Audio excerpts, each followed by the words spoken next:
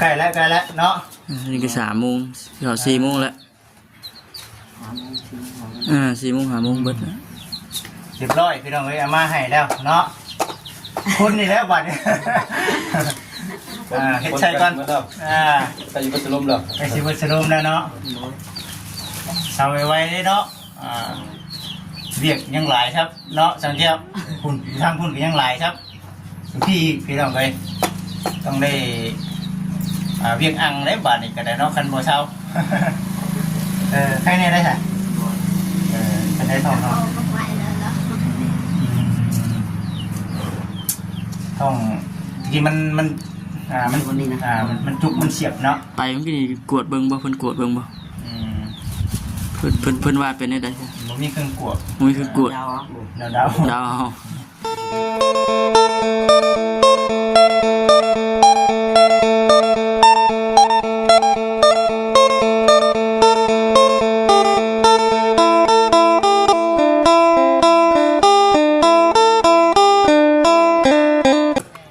พี่น้องให้ทักทายสบายดีเด้อพี่น้องเด้อไว้ข้างสโลมหันพี่น้องเลยเนาะไม่ยั้งอันนี้สิดอกเซาไปไว้ได้สิดอกเนาะสีบอกแบบนี้นะพี่น้องใส่ต้องใส่หลาเนาะใส่สโลมลงใส่หลามันก็ได้เนาะเอาบอกคำเอาสบายดีไปพูดเลยบ่แม่นซับบ่เสียหน้าบ่ไหวแล้วบ่ไหวแล้วมาน้ำหมูกับมาซื่อเนาะซับบ่ไหวก็ได้พี่น้องเอามีแต่สีเอาสีเนาะเพราะว่าทางเมย์เพิ่นคุยกันกับทางเมย์เมื่อคืนนี้สีนะคุยกับเมย์เพิ่นน่ะเป็นสีทั้งน้องและ2แต่ว่าทั้งช่างหรือว่าช่างแก้วโอ้เนาะเพิ่นมีเวียกอยู่เนาะแต่ว่าสิพ่ออยู่บ่ช่างแก้วนี่สิแม่นมาเบิ่งดูฮะแต่ว่าจากที่คุยเบิ่งน่ะคือตามบินคือสิประมาณนี้นะเนาะที่ยังระถางบ่ได้ทั้งหนึ่งเนาะทั้งหนึ่ง4 ได้สบายดีคุณจังบ่สบายดีเดี๋ยวจะชวนน้องใช่ล่ะเป็นสีทั้งนอกทั้งในสีเท่ก็สีเท่ทั้งนอกสีเท่ทั้งในยังระถางเจ้าบ่สิพ่อบ่ถามอีกดิข้างนอกพ่อข้างในมันพอมีขาของนอนแต่ว่าทั้งนอกยันมีคุ้มเสียงทั้งนอกเนาะทั้งในเนาะแต่ว่าอันนี้บ่จิตอามาบ่ไหลได้ขาของน้บ่ไหลบ่ดันไหลได้ขาของน้เอาถ้าไปสุ่มมันนั่นก่อนเนาะถ้าซัมมี่ก่อนเพราะว่าอันนี้ก็บ่ได้บอกทำเมเพิ่นซับนี่นะพี่มาได้ตัวนี้2ทางบอกกับทำเมเพิ่นน่ะเอาเบิ่งบินคือว่ามีอันเดียวนึงนะว่าซั่นก็ได้ฮักตัวนี้2อันมาใส่ตัวนี้มันก็ได้ว่าเอายังในทางนะลืมนะคุยกับแม่เพิ่นน่ะลืมว่าขึ้นว่าตัวทางห้องพื้นน่ะแม่นคิดว่าตัวนั้นสีเท่บ่แม่นเนาะพี่มันมีสีห้องพื้นแล้วก็สีเท่สีอะไรเนาะสีของจริงก็เลยว่าเอามาก่อนได้มันส่วนสียังก็สีตัดมันสีตัดยังเนาะลองไล่ไปไล่มามันยังมันบ่ได้เนาะก็เลยว่าเอาซัมมี่ก่อนทั้งแต่แม่เพิ่นก็บอกอยู่ว่าเอาซัมเงินเท่าได้ก่อนเด้อดูเด้อไปซั่นนะแต่ว่าสีนี่น่ะจิตทำแม่งอยู่ยันมันบ่เพิ่นบอกว่าบ่มีแบบนั้นหั่นนะจังแก้วยันบ่จิตย่านเด้เนาะยันเป็นคือนี่เด้สีภายในของมันก็สีภายในเป็นของมันก็สีผ้านี่ของผ้านี่เอา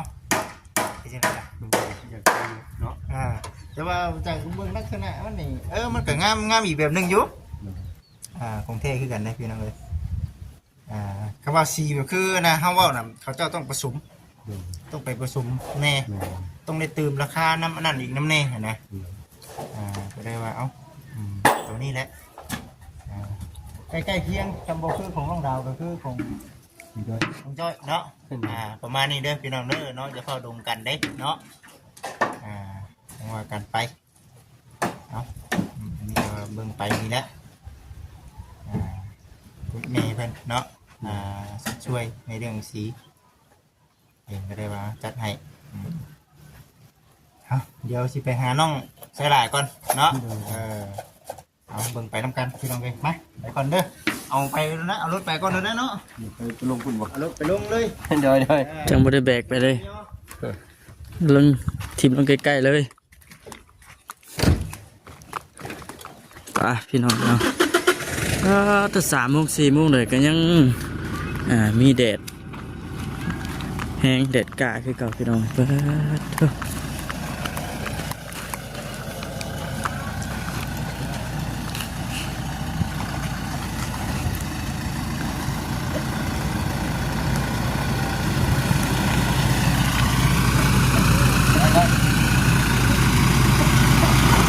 ตั้งเลย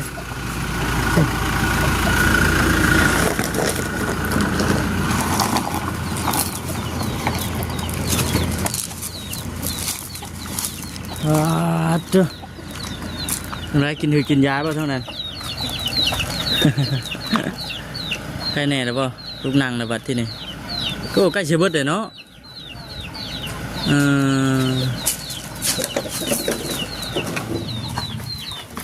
สีบ่อันนี้โอเค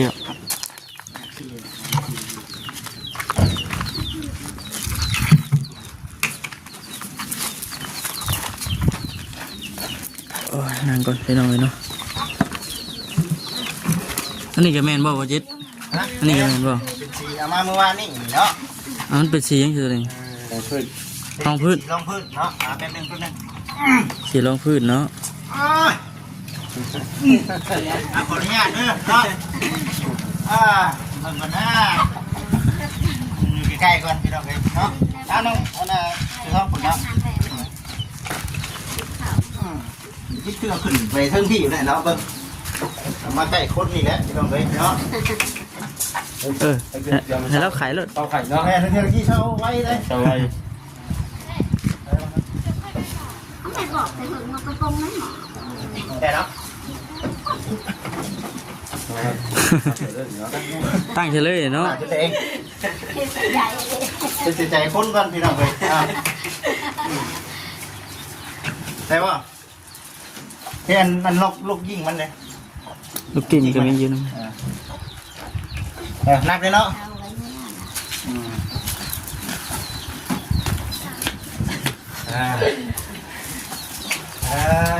ได้ป่ะเบิดเจ๋งป่ะครับ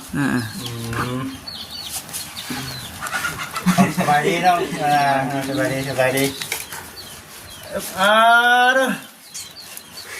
เด้อนี่เนาะไม่ชับนี่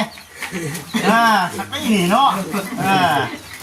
เฮ้ยคันสิเช่ากับเช่าได้เนาะเนี่ยมายังนี่เนาะ4 ทางเทินอยู่เนาะทางเจ้าพระเจ้ามันยังตึกเบ็ดอยู่ยังตึกเบ็ดอยู่ใกล้ชิบเลยอีก6 โมงจะว่าเบิดจะมอดเดินจักคุณ5 โมงก็เบิดแล้วใกล้แล้วเนาะนี่ก็3 โมง4 โมงแล้ว4 โมง 5 โมงเบิดแล้วเรียบร้อยพี่น้องเอ้ยเอามาให้แล้วเนาะคนนี่แล้วบัดนี้เฮ็ดใช่ก่อนไปอยู่บัสลมแล้วไปสิบัสลมแล้วเนาะเศร้าไว้เนาะเรียกยังหลายครับเนาะสังเกตคุณทางคุณก็ยังหลายครับพี่น้องเอ้ยต้องได้เวียงอังได้บัดนี้ก็ได้เนาะคันบ่เศร้าใครเนี่ยได้ค่ะคันได้ทองเนาะต้องที่มันจุกมันเสียบเนาะไปมันก็กวดเบิ่งบ่เพิ่นกวดเบิ่งบ่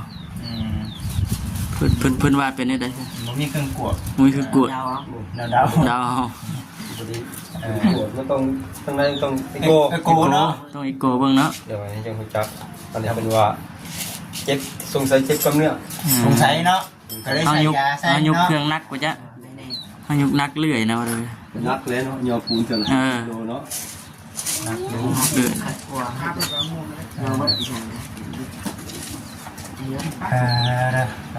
เนาะเช้าไวๆเห็นแล้วจัน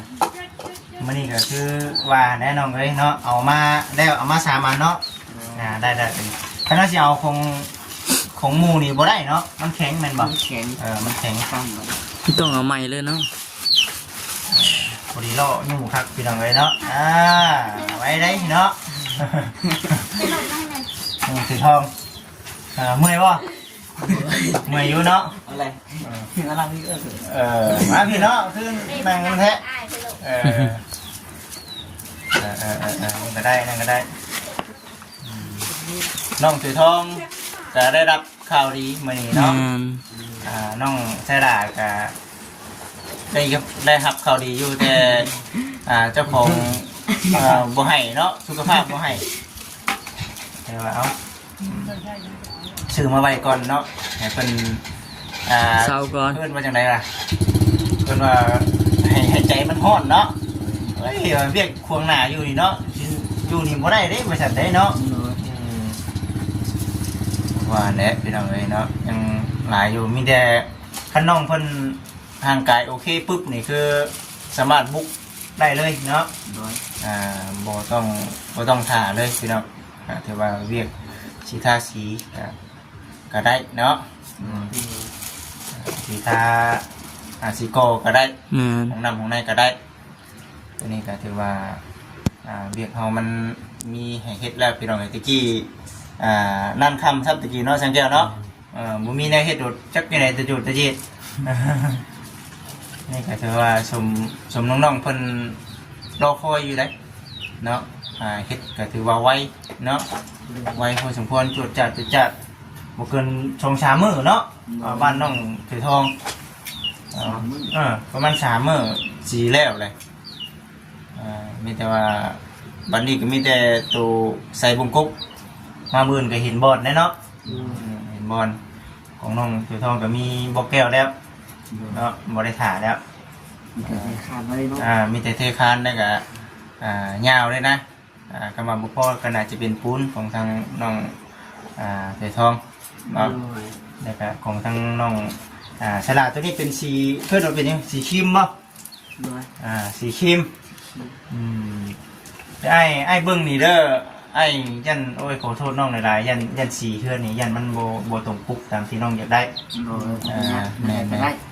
เสียงดวง แต่ว่าไอ้มาสังเกตเบิ่งนี่โมเมนต์ของน้องจ้อยแต่เพราะว่าเพิ่นให้ไอ้เบิ่งแล้วมันจากสีสมัยกันอยู่ช่องดังนี่โมเมนต์ของน้องจ้อยตัวของน้องลาวเนาะตัวว่าคิดเบิ่งมันหายากเด้เขาบอกว่ามีแต่ว่าต้องเจ้าสิเอาบ่ว่าซั่นมันเป็นสีไทยเด้แม่นมาจากไทยแต่ต้องผสมได้เนาะเพิ่นว่าผสมแบบนั้นคือว่าอยู่ในถังมันมีรสนะเราผสมมาคนกันแล้วแบบเขาเคลื่อนอันนี้นะสำเร็จรูปเลยแล้วบ้านไม่เนาะสำเร็จรูปแต่ว่าตัวผสมนี่เขาเก็บหึงมาได้เป็นบ่หรือว่าจะได้ทางเจ้าเขาผสมมาได้เขาเก็บหึงมาได้อยู่บ่ได้คือกันบ่มีเพื่อนก็เคยผสมอยู่เป็นบ่อันนี้จะว่าแต่ว่าเพิ่มเนาะตัวนี้ 3,000 เนาะทางนึงนะ3,000แต่ว่าเพิ่มอีก4,000ได้ว่าซั่นเขาผสมเบียดชับเนาะเห็นบ่จิตบีบเข้าเอาก็เอาแล้วซั่นว่าให้จังได๋เอาตามที่ว่ามันก็บ่ได้ที่ปานใดเนาะของทางสีของน้องๆเพิ่นก็ได้แต่ว่ามันก็คล้ายๆเคียงกันนั่นแหละแล้วก็ตัวนี้น่าจะขึ้นไว้ทั้งสีขาวครีมเนาะขาวครีมภายในเนาะก็ได้ว่าลองทาเบิ่งจังแก้วคือว่าตัวนี้แล้วคำว่าสีพอๆกันเนาะตัวนี้ขาวครีมวัดมันมีทางเดียวพอทางในมันมีหลายห้องเนาะทางในข้างนอกเขาบัดทารอบเดียวได้เลยข้างนอกได้เลยทางนั้นบัดฝานั้นฝานี่อยู่แล้วก็เป็นสีตัดเนาะว่าขออนุญาตนำสีตัดนี่ขนาดชิ้นข้างด้านเพิ่นมีอยู่สีตัดแล้วก็สีประตูนี่เดียวส่วนมากทั้งเพิ่นสิเอาแบบคือของน้องดาวที่มันคั่วออกนี่เนาะให้นะแต่ว่าเดี๋ยวลองเบิ่งก่อนคันว่ามีก็สีพวกพ่อเอาเนาะยันมันเป็นนั่นเอาเป็นสีเบเยอร์เนาะ สีเบเยอร์นี่บ่จิตยังสิไปเบิ่งอยู่ตลาดเซโนเนาะ โดย แต่ว่าน่าจะมีอยู่บ่จัก อยากคว้าได้สิ เออ คือของน้องจอยก็ยังคว้าคือกัน อืม คอยออกยุบออกยุบ ถึง ออกมาไล่ อืม ถึงค ถึ น ง มันอ ค อก นหัวข้อ ให้กลัวขี้ตมเนาะถึกน้ำถึกในบัด เปื่อยเอาดิ เบื่อยออกเอ้าเพิ่นบ่ว่าแม่นยังดอกพี่น้องเอ้ยเฮาบ่อยากให้น้องๆเพิ่นเสียเวลาในเรื่องฮักท้าแล้วท้าอีกนั่นแหละ เสียงมันดี ผมคิดเชื่อว่าทางทางแม่เพิ่นก็อยากให้แนวมันดีๆนั่นแหละให้กับทางน้อง อยู่เรือนอยู่หัวข้อคือเป็นบริทาเลยตาเลยหัวข้อ ๆ ข้อวัด แต่ แช่ง แต่ว่าเว้าขออนุญาตนำคือสีเบเยอร์นี่มันสิแพงกว่าเนาะมันสิแพงกว่าตัวนี้เนาะ แต่คุณภาพมันก็สิดีกว่านี้ดิ แต่คุณภาพยอมรับว่ามันก็โอเคอยู่เนาะ ต้องมีทำการ พันปลายแต่กระตัวนี้นี่มันก็ดีคือกันแต่ว่ามันก็ ถ้าเป็นภายในผม ทาแบบภายในเนาะ บ่ถึงเช็คแดด ออกวัดได้เฮือนว่าจิตก็ได้เนาะสีแบบนี้แหละ โดย ถ้าพอเพิ่นคอยท่าไปนั่นก็เฮ็ดชมเฮาบ่มีเนาะ ได้ บ่ทนแล้วนี่เนาะ ถือว่าได้ครบไปแล้วทั้ง4ทางพี่น้องเนาะในเรื่อง4จวดจัดนำมาให้กับทั้งน้องๆเพิ่นมีแต่รอมือรอวันรอติดตามเบิ่งคันว่าเมื่อใดอ้ายบ่มาก็น้องก็อัปเดตให้กับ FC ผู้รักผู้ใหญ่เบิ่งก็ได้เนาะ โดย บ่สร้างยันว่าเบียกมันมันขัดกันมันตรงมันเนาะที่เรียกว่าซีบ่ได้เอามาได้เหมือนนี่ทางร้านเพิ่นบอกว่าค่าไปทางอื่นเนาะมือใหม่ได้บ่ว่าซั่นจิตมันก็ว่ายันว่าคนิ่งอยู่ไปหันไปนี่ก็ได้หั่นนะบัดบอกแก้วน้องถือทองบัดสิเทคานน่ะบัดนี้เนาะจะได้ขับรถเก่าเองพี่น้อง เนาะทำไวๆเด้อน้องน่าใช่ละเนาะ โดย ทำไวๆถือปลาไว้ใช่ไหมดิสิบเบ็ดเนาะถือเบ็ดเนาะฮุกเฮิมเวียงงาน FC ก็เป็นกำลังใจให้เช้าไวๆหายไวๆเนาะ โดยเข้าใจ พักผ่อนเพียงพอนั่นแหละน้องตัวทองก็คือกันเนาะเมื่อยก็พักผ่อนน้ำเนาะเขากับบัได้ว่าสกีคุ้มพอปันไดเนาะซัมเมอร์นี่เอาซัมนี่ไปก่อนมันของเขามันครบแหละมันกะบเกินเขาชั่วมือมันกะชีเลี้ยวอยู่ดอกเนาะ โดย มันชีชากระชากย้อนเขาบุมีของแหละแต่ว่านี่มันกะหลายคนช่วยกันมันกะชี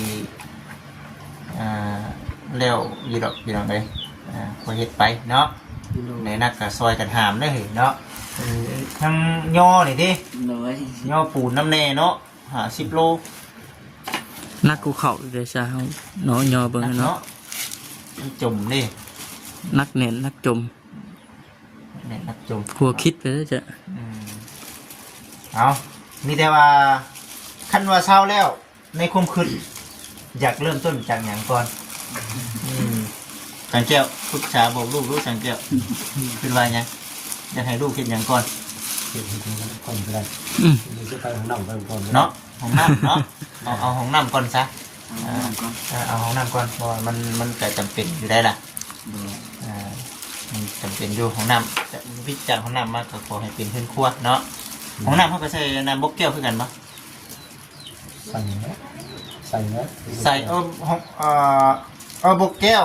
มันมีห้องน้ำเนาะแล้วก็มันมีช่องลมโอ้ช่องลมแล้วก็มีบกแก้วอีกเนาะมันต้องมีบกแก้วน้ำอีกเนาะคำบกแก้วทางแก้วขึ้นเบิ่งว่าบกแก้วขึ้นครัวกับบกแก้วห้องน้ำมันสิใส่อยู่มันจะแก๊ส2 แก๊สเนาะ2 แก๊สจะ300,000 ปลายเนาะแล้วก็ช่องลมนี่เขาใส่ห้องน้ำบ่แม่นเลยเนาะอับเลยเนาะใส่ห้องน้ำเฮือนครัวตัวนี้บ่ฮอดได้เนาะเอาให้มันให้แล้วก่อนเนาะว่ามันสิยังหนังแน่นะเพราะว่าเชื่อว่าทั้งเจ้าแม่เพิ่นก็อยากคู่นะว่าตัวที่มันยังบ่ทันพอนี่มีหยังแน่นั่งแน่เนาะ มีอยู่สีตัดแน่แล้วก็สีตัดขอบนี่ทำแน่เนาะที่สีขาวแหละแล้วก็จะเป็นสีเลเยอร์สีประตูเยี่ยมนะแล้วก็จะเป็นช่องลมบล็อกแก้วเนาะตัวนี้จังว่ากันช่วงรวดมัดนี่ยังห้องบดอามาเมื่อน่ะเนาะพอได้อยู่เนาะย่างรวดมัดนะเขาคันว่ามันบ่พอกับขี่รถตัวแต่นี่ก็เอามาได้เนาะ โดย อันนี้น่าจะได้อยู่เอาฉันน้องเลยผู้แรกเดียวสิไปมอบผมให้กับน้องพนาดาวอีกบัดนี่ก่อนเนาะซ้ำท้ายรอบนี้พี่น้องเลยสิพาไปเอาของอยู่รัก35เนาะมันจะเองก็ได้ถ่าได้เจ้ากระถาข่อยกระถาเจ้าเหมือนกันถ่าไปถ่ามาจนค่ำเนาะแล้วบัดเอาให้ไปเอาอีกโอ้ยเนาะฉันก็เอาไปฉันน้องเลยเอาขอบคุณทางเจ้าแม่เป็นเด้อเนาะซื้อสีมาให้เนาะ จะได้ก็ฝากขอบคุณขอบใจเด้อทางแม่เด้อที่ซื้อสีมาให้ลูกในมื้อนี้ก็ขอให้แม่อยู่ดีมีแรงสุขภาพร่างกายแข็งแรงขอให้แม่จะมีแต่ความสุขความเจริญแม่ปรารถนาสิ่งใดก็ขอให้แม่ได้ดังมโนรสพดอยู่ในเมืองคนบ่จนเงินใช้เพิ่นจะเจ็บเจ้าชาไร่เพิ่นจะไข่เจ้าสามีขอให้แม่จะมีจิตใจสุขภาพร่างกายแข็งแรงเด้อสาธุ น้องก็คือกันเนาะชาวไวๆเด้อน้องเด้อ ขอบใจทั้งหลาย ขอบใจคือกันไปชาวเด้อสังเกตเด้ออยู่ดีไม่แห้งคอยสตามเด้ออยู่ดีไม่แห้งน้องไม้ก็คือกันเนาะขอให้ได้เทพื้นไวๆเด้อน้องไม้เด้อเนาะ กลัวเนาะ พื้นคุงพื้นครัวเนี่ยมันบ่มีหอดบนไหวเลยน่ะน้องไม้ก็ได้ มีบทในดังไฟ ถ้ากันถามเตียงมาไว้อยู่ตารางกับพวกวิธีกับน้องไม้เนาะบ่มีบนนั่งเนาะมากันเลยคนนี้พี่น้องเลยเนาะบัตรที่นี่พี่บัตรสุดท้ายพี่น้องเลยเนาะไปเพื่อนน้องกันดาวไปพี่น้องเลยเนาะชีได้จบคลิปก่อนอยู่ดีพี่แห้งเด้อพี่น้องเด้อสบายดี